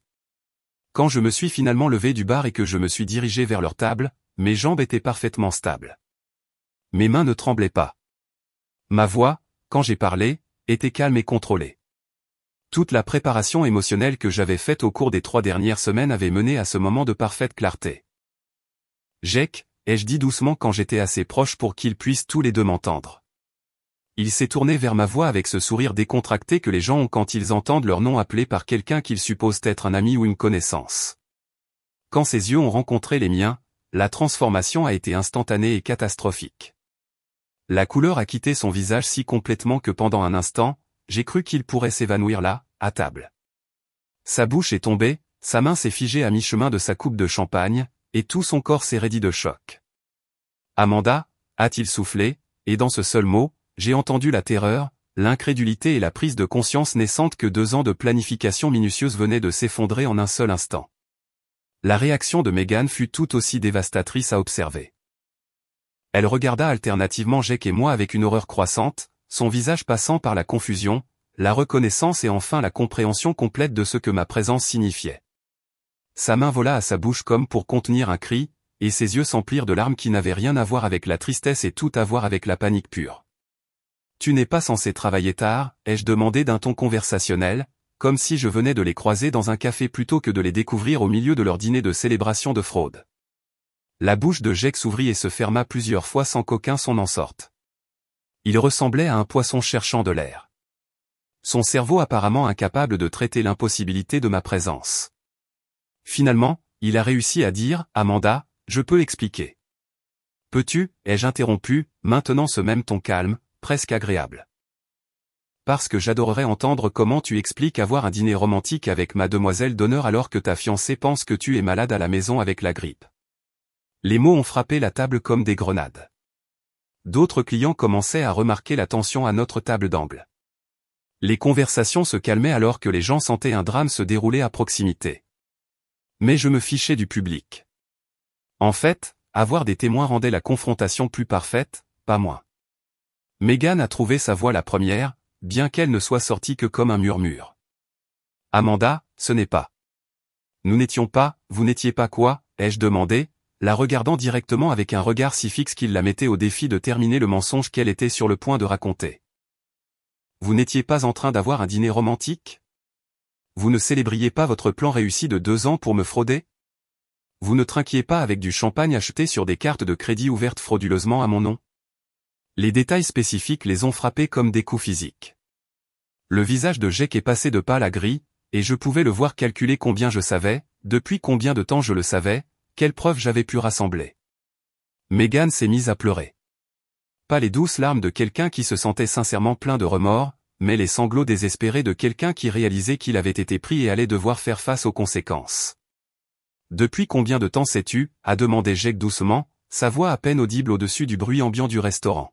« 3 semaines, 2 jours, et environ 16 heures, ai-je répondu avec précision. Depuis que je suis rentré à la maison pour prendre mon chargeur de téléphone et que je vous ai entendu planifier ma ruine financière avec ma soi-disant meilleure amie. Ce détail, le chargeur de téléphone, un objet si petit et banal, a semblé frapper Jake particulièrement fort. Il a fermé les yeux et s'est adossé à sa chaise comme s'il avait été physiquement frappé. « Le chargeur » a-t-il dit faiblement. « Tu es rentré pour ton chargeur ?» « Oui, et j'ai tout entendu.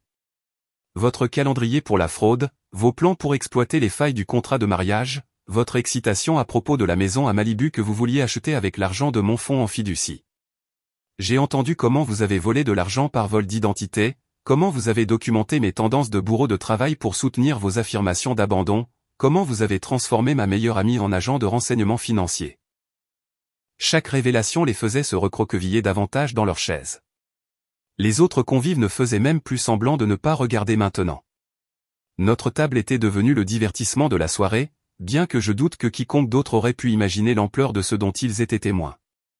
Amanda, s'il te plaît, a dit Megan à travers ses larmes. Pouvons-nous aller quelque part en privé pour en parler? Je peux tout expliquer. Ce n'est pas ce que tu penses. C'est exactement ce que je pense, ai-je répondu, toujours avec ce ton calme et contrôlé qui semblait les déstabiliser plus que des cris ne l'auraient fait. Et nous n'allons nulle part en privé parce que je n'ai pas fini. J'ai sorti mon téléphone et leur ai montré une photo que David avait prise d'eux devant ce même restaurant 2 semaines plus tôt, s'embrassant passionnément avant d'entrer pour ce qui semblait être un autre dîner romantique. C'est vous deux en train de passer une autre belle soirée avec mes cartes de crédit. Il y a des dizaines d'autres photos comme celle-ci, datant de près de 2 ans. Des enregistrements d'hôtels, des escapades romantiques, des virées shopping où vous avez acheté à Megan des cadeaux coûteux avec de l'argent volé. J'ai qu'à fixer la photo avec l'expression de quelqu'un qui regarde sa vie imploser en temps réel. Tu as engagé un détective privé, a-t-il dit d'un ton plat. Oui. David Russo, ancien agent du FBI spécialisé dans les cas de fraude financière. Il a été très minutieux dans la documentation de votre conspiration criminelle. Nous avons des photographies, des relevés de cartes de crédit, des conversations enregistrées, des preuves numériques de vos comptes de réseaux sociaux secrets où vous vous êtes moqué de moi et avez planifié ma destruction. Des comptes de réseaux sociaux? A demandé Megan faiblement. Oh, oui, ai-je répondu, affichant des captures d'écran sur mon téléphone. Votre Instagram privé où vous avez posté des photos portant des bijoux achetés avec mes cartes de crédit volées. Vos publications Facebook sur votre amour secret et votre excitation à l'idée d'obtenir tout ce que vous méritez. Très romantique, vraiment. Surtout la publication où vous avez essayé ma bague de fiançailles et parlé de passer à quelque chose de plus beau une fois que vous m'auriez fraudé avec succès. Ce détail a fait sangloter Megan plus fort, mais je n'ai ressenti aucune sympathie pour sa détresse. Elle s'était sentie assez à l'aise pour se moquer de moi sur les réseaux sociaux tout en planifiant ma destruction. Elle pouvait faire face aux conséquences de ses choix maintenant. Qu'est-ce que tu veux, a finalement demandé Jake, sa voix complètement vaincue. Vouloir, ai-je répété, sincèrement perplexe par la question. Je ne veux rien de toi, Jake. Tu as déjà pris tout ce que tu allais me prendre. Ce que je veux, c'est que vous compreniez que vos actions ont des conséquences. Je me suis levé et les ai regardés tous les deux, mon ex-fiancé et mon ex-meilleur ami, réduits à des étrangers en pleurs et terrifiés qui n'avaient plus aucun pouvoir sur ma vie ou mes émotions. La police vous arrêtera demain matin pour vol d'identité et fraude à la carte de crédit, ai-je dit de manière factuelle. Le FBI enquêtera sur la conspiration de fraude au mariage. Mon avocate engagera des poursuites civiles pour des dommages et intérêts qui vous mettront probablement tous les deux en faillite. Le mariage est annulé, évidemment. Jake, tu as jusqu'à dimanche pour retirer tes affaires de mon appartement. Megan, considère-toi définitivement non invitée de ma vie. Amanda, attends, m'a appelé Jake alors que je me tournais pour partir. Et si nous pouvions arranger ça d'une manière ou d'une autre? Rembourser l'argent, annuler le mariage discrètement, juste disparaître de ta vie. Je me suis arrêté et je l'ai regardé une dernière fois. Jake, tu ne comprends toujours pas. Il n'a jamais été question d'argent. Il est question de justice. Vous ne pouvez pas arranger ça parce que vous avez choisi de devenir des criminels. Vous avez choisi de traiter mon amour comme une opportunité commerciale. Vous avez choisi de planifier mon humiliation et ma destruction comme un divertissement. Ces choix ont des conséquences que vous ne pouvez pas négocier pour vous en sortir. Et sur ce, j'ai quitté le restaurant et je suis entré dans le reste de ma vie, les laissant faire face aux conséquences que leur choix leur avait valu. Les procédures judiciaires qui ont suivi ont été à la fois plus complexes et plus satisfaisantes que ce que j'avais prévu. Jake a été arrêté le lendemain matin à son bureau, emmené menotter pendant que ses collègues regardaient, stupéfaits. Les nouvelles locales ont repris l'histoire en quelques heures. Un employé d'une société d'investissement arrêté pour conspiration de fraude au mariage. Et soudain, mon cauchemar privé est devenu un conte moral qui s'est répandu sur les plateformes de médias sociaux dans toute la communauté professionnelle de Chicago. Megan n'a pas été arrêtée immédiatement. Mais sa coopération avec l'enquête a eu un prix élevé.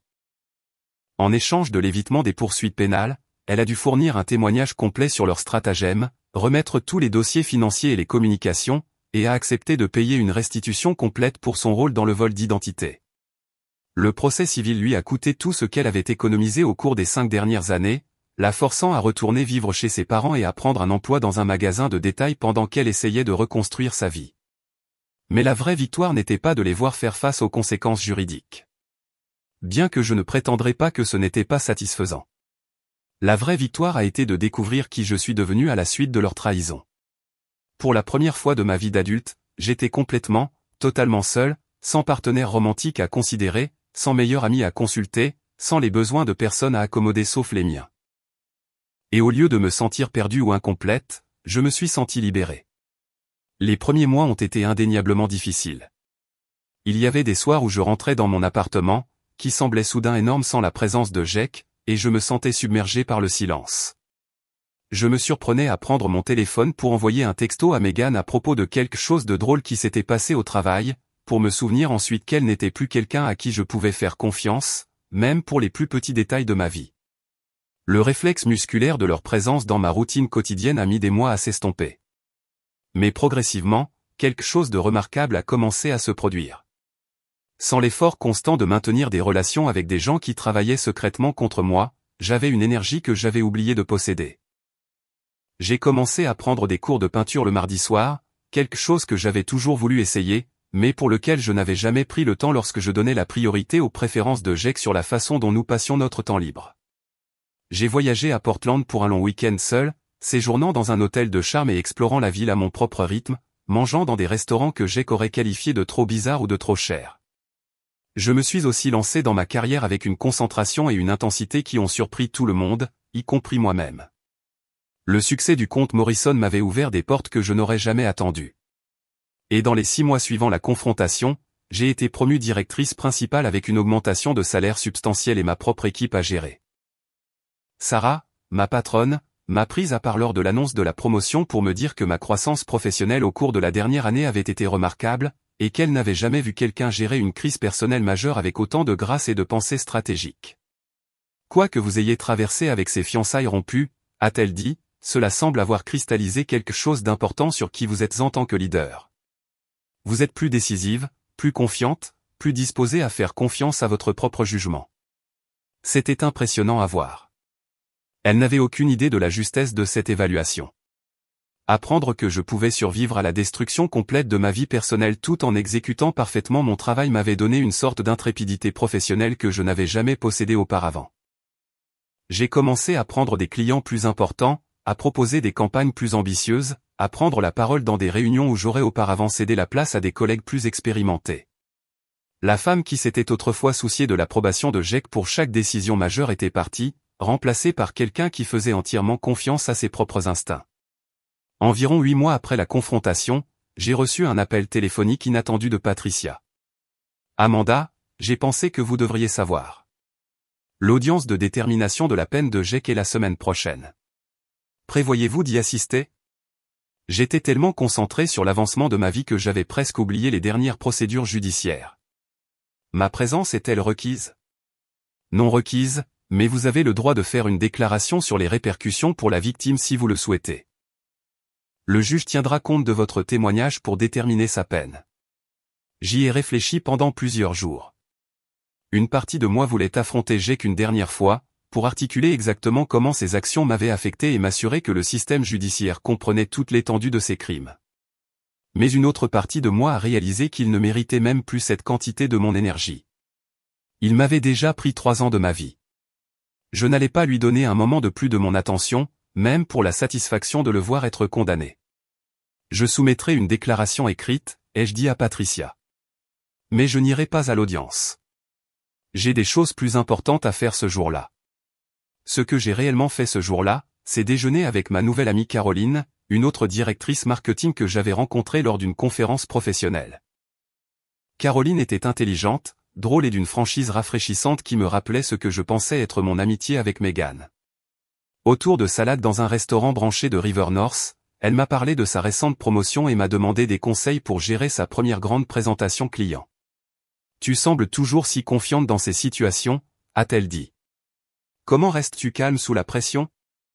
J'ai appris que je suis beaucoup plus forte que je ne l'aurais jamais cru, ai-je répondu. Parfois, les pires choses qui vous arrivent s'avèrent être les plus instructives. Ce soir-là, Patricia a appelé pour me donner les résultats de l'audience de détermination de la peine. Jake avait été condamné à 2 ans de prison fédérale pour vol d'identité et fraude, plus 5 ans de probation et une ordonnance de payer une restitution complète. Le juge avait été particulièrement sévère sur la conspiration de fraude au mariage, la qualifiant des « abus de confiance calculés qui frappent au cœur de l'une de nos institutions sociales les plus sacrées ». Votre déclaration écrite était très puissante, m'a dit Patricia. Le juge l'a citée abondamment lors de la détermination de la peine. Je pense que cela l'a aidé à comprendre que ce n'était pas seulement un crime financier. C'était de la violence psychologique à grande échelle. J'ai ressenti un bref moment de satisfaction, mais il a été suivi immédiatement par quelque chose d'inattendu. La pitié. Jake allait passer les 2 prochaines années dans une prison fédérale, suivie de 5 ans de liberté restreinte. Tout cela parce qu'il avait été trop paresseux et arrogant pour se construire une vie légitime. Il avait échangé sa liberté et son avenir contre un stratagème qui ne lui avait finalement rapporté que des accusations criminelles et la disgrâce sociale. 1 an plus tard, j'ai été présenté dans le Chicago Business Journal comme l'une des étoiles montantes de la ville de moins de 30 ans. L'article se concentrait sur mes réalisations professionnelles et mon approche innovante de la gestion de crise, mais il y avait une brève mention de la manière dont j'avais surmonté d'importants défis personnels pour atteindre mon niveau de succès actuel. En lisant cet article, j'ai réalisé que Jake et Meghan m'avaient involontairement offert le plus grand cadeau possible. Ils m'avaient forcé à découvrir ma propre force. La femme sur la photo de ce journal d'affaires, confiante, réussie, sincèrement heureuse, était quelqu'un que je ne serais peut-être jamais devenu si j'avais épousé Jake comme prévu. J'aurais passé des décennies à gérer ses besoins et son ego, à me faire plus petite pour accommoder ses insécurités, ne réalisant jamais pleinement mon propre potentiel parce que j'étais trop occupé à essayer de maintenir une relation avec quelqu'un qui ne me respectait fondamentalement pas. À peu près à la même époque, j'ai recommencé à sortir. Pas sérieusement, juste des rendez-vous pour un café et des dîners décontractés avec des hommes que j'ai rencontrés par le travail ou des amis. L'expérience était complètement différente de mes rencontres au début de la vingtaine. Je savais exactement ce que je voulais et ce que je ne tolérerais pas. Je posais des questions directes sur la responsabilité financière, les objectifs à long terme et l'historique des relations. Je prêtais attention à la manière dont les hommes traitaient les employés de service, à la manière dont ils parlaient de leurs ex-partenaires, à la manière dont ils réagissaient lorsque j'exprimais des opinions différentes des leurs. Plus important encore, je n'ai plus jamais fait l'erreur de penser que l'amour signifiait la confiance sans vérification. Je ne suis pas devenue paranoïaque ou méfiante, mais je suis devenue prudente de manière appropriée. Quand quelqu'un me disait qu'il avait été quelque part, je remarquais si les détails de son histoire étaient cohérents. Quand quelqu'un prétendait avoir certaines valeurs, je regardais si ses actions correspondaient à ses paroles. J'ai appris à distinguer entre un scepticisme sain et une paranoïa destructrice. Environ 18 mois après la confrontation, j'ai rencontré David, pas David Russo, mon détective privé, mais David Shawn, un client qui travaillait pour une entreprise d'énergie durable que j'aidais à redéfinir. Il n'était en rien comme Jake, plus âgé, plus établi dans sa carrière, intéressé par mon succès plutôt que menacé par celui-ci. Il posait des questions réfléchies sur mon travail, se souvenait des détails des projets qui m'enthousiasmaient, et n'a jamais suggéré une seule fois que je devrais travailler moins d'heures ou être moins ambitieuse. Nos premiers rendez-vous étaient agréables, mais pas particulièrement romantiques, plutôt comme des entretiens prolongés où nous évaluions tous les deux si l'autre personne répondait à nos normes pour une relation sérieuse. Ce n'est qu'à notre 4e rendez-vous, lorsqu'il a mentionné qu'il avait fait des recherches sur le portefeuille de clients de mon entreprise parce qu'il était sincèrement curieux du type de réflexion stratégique qui entre dans les campagnes de rebranding réussies, que j'ai réalisé que j'étais attiré par sa curiosité intellectuelle pour ma vie professionnelle. Les yeux de la plupart des gens se voilent quand je commence à parler de positionnement sur le marché, lui ai-je dit lors d'un dîner dans un restaurant, de la ferme à la table, qui m'a rappelé brièvement et douloureusement l'endroit où j'avais confronté Jake et Meghan. La plupart des gens ne comprennent pas que le marketing est en fait de la psychologie appliquée, a répondu David. Vous étudiez essentiellement le comportement et la motivation humain, puis vous développez des stratégies pour influencer la prise de décision. C'est un travail fascinant. 6 mois plus tard, quand David m'a demandé d'emménager avec lui, j'ai dit oui, mais avec des conditions qui auraient été impensables pendant ma relation avec Jake. Nous avons signé un accord de cohabitation formel qui décrivait clairement les responsabilités financières et la protection des actifs. Nous avons maintenu des comptes bancaires et des cartes de crédit séparés. Nous avons convenu que l'un de nous pouvait mettre fin à l'arrangement avec un préavis de 30 jours, sans poser de questions. Ce n'est pas romantique, a dit David après que nous ayons tous les deux signé les documents juridiques que Patricia m'avait aidé à rédiger. Non, ai-je convenu. C'est intelligent. La romance, c'est ce que l'on fait dans les limites de la protection financière et juridique. De cette façon, nous pouvons nous concentrer sur le fait de profiter réellement l'un de l'autre au lieu de nous inquiéter des arrière-pensées. La famille de David a d'abord été perplexe face à ce qu'il considérait comme ma prudence excessive, mais David lui-même semblait trouver cela rassurant plutôt qu'insultant. « J'aime que tu te protèges », m'a-t-il dit un soir alors que nous préparions le dîner ensemble dans sa cuisine. Cela signifie que je sais que tu choisis d'être avec moi parce que tu le veux, pas parce que tu en as besoin ou parce que tu n'as pas réfléchi aux alternatives. La relation s'est développée lentement et délibérément, nous deux maintenant notre indépendance tout en construisant progressivement des expériences partagées et de la confiance. Nous avons voyagé ensemble mais avons aussi pris des vacances séparées. Nous avons partagé les dépenses du ménage proportionnellement à nos revenus, mais avons maintenu la responsabilité individuelle de nos propres dettes et investissements. Nous avons parlé ouvertement de nos objectifs et de nos attentes à long terme, en nous assurant régulièrement que nous étions toujours alignés. 2 ans après avoir emménagé ensemble, David m'a demandé en mariage, non pas avec une bague surprise et un spectacle public, mais avec une conversation pour savoir si nous voulions tous les deux rendre notre partenariat juridiquement permanent. Nous avons passé plusieurs semaines à discuter des implications pratiques du mariage, y compris comment il affecterait nos situations financières individuelles et nos objectifs de carrière. Quand nous nous sommes finalement fiancés, cela semblait être la prochaine étape naturelle d'un partenariat entre égaux plutôt qu'un geste romantique chargé d'attentes non exprimées. La planification de notre mariage était complètement différente de l'affaire élaborée que j'organisais avec Jake. Au lieu d'essayer d'impressionner 150 invités avec un lieu coûteux et une robe de créateur, David et moi nous sommes concentrés sur la création d'une célébration qui reflétait nos valeurs et nos priorités réelles. Nous n'avons invité que les personnes qui nous avaient sincèrement soutenus lors de nos défis individuels et partagés.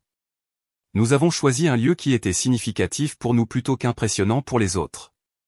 Nous avons écrit nos propres vœux qui se concentraient sur le partenariat, le respect et les objectifs communs plutôt que sur des platitudes romantiques sur la dévotion éternelle. Le matin de notre mariage, alors que je me préparais dans une robe simple mais élégante que j'avais choisie parce que je l'aimais plutôt que parce qu'elle photographiait bien, j'ai pensé à Jake et Meghan pour la première fois depuis des mois.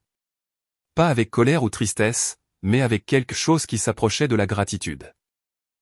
Leur trahison avait été dévastatrice, mais elle avait aussi été instructive d'une manière qui m'a probablement sauvé de décennies de malheur. Si Jake n'avait pas prévu de me frauder, je l'aurais peut-être épousé et passé des années dans une relation avec quelqu'un qui ne me respectait fondamentalement pas. J'aurais peut-être eu des enfants avec quelqu'un qui me voyait comme une source de revenus plutôt que comme une partenaire. J'aurais peut-être construit une vie autour de quelqu'un capable de me mentir en face pendant des années tout en planifiant ma destruction. Au lieu de cela, j'épousais quelqu'un qui savait exactement dans quoi il s'engageait, qui m'avait choisi en pleine conscience de mes forces et de mes faiblesses, qui respectait mon indépendance et mon succès plutôt que de s'en sentir menacé. Le contraste était si frappant que j'ai presque ri aux éclats en mettant mes boucles d'oreilles. « Qu'est-ce qui est si drôle ?» a demandé ma nouvelle demoiselle d'honneur, Caroline, qui m'aidait avec les derniers détails. Je pensais juste à la façon dont, parfois, les pires choses qui vous arrivent s'avèrent être les plus instructives, ai-je dit, faisant écho à ce que je lui avais dit des mois plus tôt. « Tu parles de ton ex-fiancé ?» a-t-elle demandé doucement. Caroline connaissait les grandes lignes de ce qui s'était passé, mais pas tous les détails. « Je parle d'apprendre que je suis beaucoup plus forte et plus intelligente que je ne l'ai jamais cru, ai-je répondu. Et que parfois, les gens vous rendent d'énormes services en vous montrant qui ils sont vraiment avant qu'il ne soit trop tard pour s'échapper. Le mariage lui-même était parfait de toutes les manières qui comptent. Sincère, joyeux, axé sur la célébration d'un partenariat entre deux personnes qui se connaissaient et se respectaient vraiment. Pendant notre première danse, David m'a murmuré à l'oreille, « J'aime que tu m'aies choisi les yeux grands ouverts. » « J'aime que tu aies mérité ce choix », lui ai-je murmuré en retour.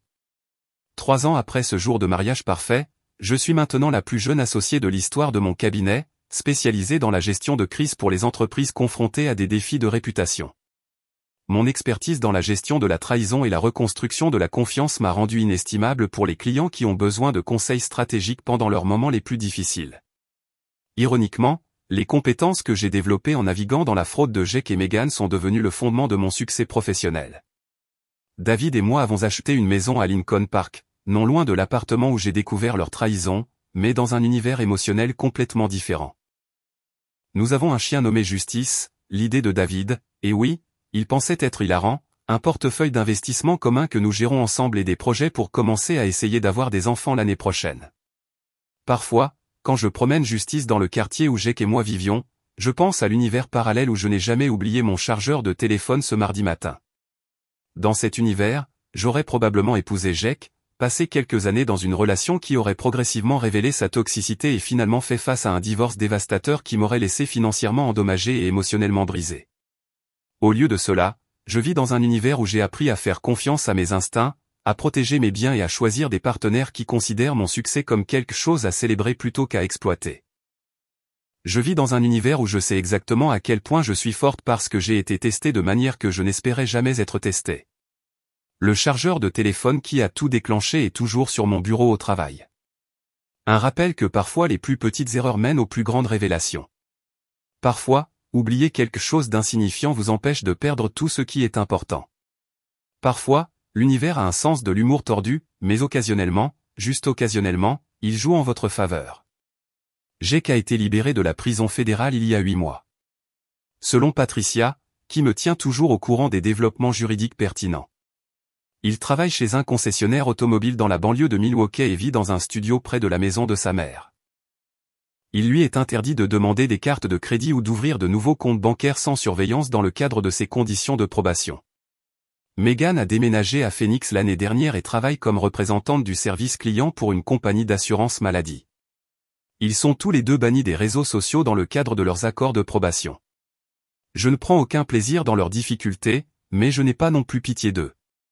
Ils ont choisi de devenir des criminels. Ils ont choisi de traiter mon amour et ma confiance comme des ressources à exploiter. Ils ont choisi de planifier mon humiliation et ma destruction comme un divertissement. Ces choix ont eu des conséquences, et vivre ces conséquences fait partie de la manière dont ils pourraient éventuellement devenir de meilleures personnes un jour. Mais ce n'est plus mon problème. Mon souci est la vie que j'ai construite sur les cendres de leur trahison. Une vie basée sur un partenariat sincère, un respect mutuel et le genre de confiance qui se gagne par des actions constantes plutôt que d'être exigé par la manipulation romantique. Chaque matin, quand je me réveille à côté de David, je suis reconnaissante pour le chargeur de téléphone que j'ai oublié un mardi matin il y a 3 ans. Parce que parfois, les pires trahisons mènent aux meilleures découvertes. Parfois, les personnes qui planifient votre destruction vous donnent accidentellement le plan de votre libération. Et parfois, juste parfois, la justice a un goût plus doux que la vengeance ne l'aura jamais.